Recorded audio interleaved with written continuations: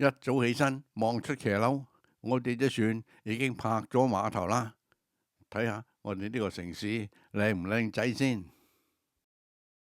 哇！有啲遊客7點幾鐘就遊船河噶咯喎。琴日我哋隻船喺 Manzanillo， 今日第6日呢，我哋隻船已經到咗 Puerto Vallarta 啦。10個月前我哋去巴拿馬，經過呢個城市，所以呢而家又泊喺呢個碼頭，印象深刻。先幾日呢度有幾千個遊客喺度曬太陽、游水、跳舞。今早冷清清，啲人上晒岸啦。今早啲遊客食完早餐，8點半鐘開始上岸啦。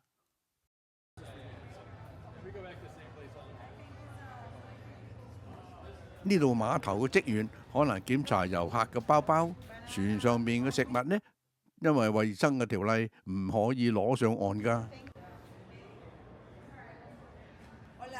呢度有好多細細間嘅旅行社，嗰啲職員叫啲遊客參加4至6個鐘頭嘅旅行團，由40蚊至到200蚊包午餐，有冇咁好呢？就好難比較啦。呢度一堆堆旅客就係喺度討論緊自己去探險定或參加旅行團啦。喺呢個輪船碼頭呢，的士就好多啦，Uber 就未見過。嗱，時光倒流，我哋10個月前呢嚟呢一個城市參觀呢個天主教堂同埋個 City Hall 或者 Town Hall， 每人收65蚊美金。而家呢隻船 Princess Ruby 呢有70-80個旅行團呢係參觀呢個城市㗎，每人收費由60蚊至到300蚊美金。離開隻船大約500尺，已經有好多商店㗎啦。賣晒都係嗰啲遊客嘅嘢，你睇過一間，差唔多間間都係一樣噶啦。喺船上面，我哋望到3笪地方，我哋可以行路去嘅。呢一間係墨西哥嘅商場，睇個樣都幾大嚿。喺右手邊有一間 Walmart， 一間都夠我哋行啦。再過啲呢就係美國嘅商店 Sam's Club。我哋喺隻船嘅碼頭度行咗半個鐘頭，就嚟到呢一個墨西哥嘅商場啦。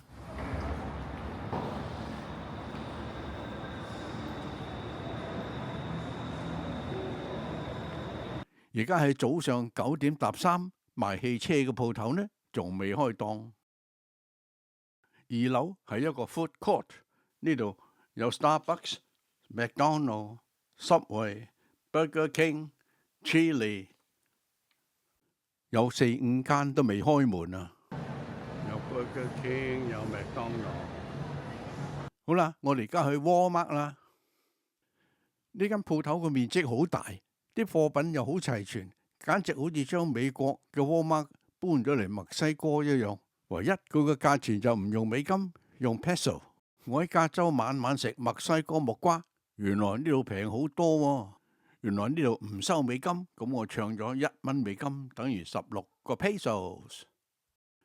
呢度顧客自己俾錢嘅櫃機都有16檔，我個木瓜要磅重，都係揾啲職員搞啦。呢度係有間房俾顧客同埋職員食嘢嘅，咁我咪成個木瓜食晒咯。11點幾啦，我哋慢慢行翻上嗰隻船度食晏晝。呢碟雞蛋蝦仁炒飯認真唔錯。瞓醒眼覺，我自己一個人落翻船去沙灘坐下啦。呢個 Puerto Vallarta 個牌咁靚，影翻張相先。喺隻船碼頭嘅隔籬有個跳蚤市場，睇睇有咩賣先。其實我哋隻船離呢一個市場好近㗎咋，最多都係300-400尺㗎咋。其實呢度啲檔口個個都賣相同嘅產品，不外都係衣服同埋紀念品。你行1-2間，其他嗰啲都唔使睇噶啦。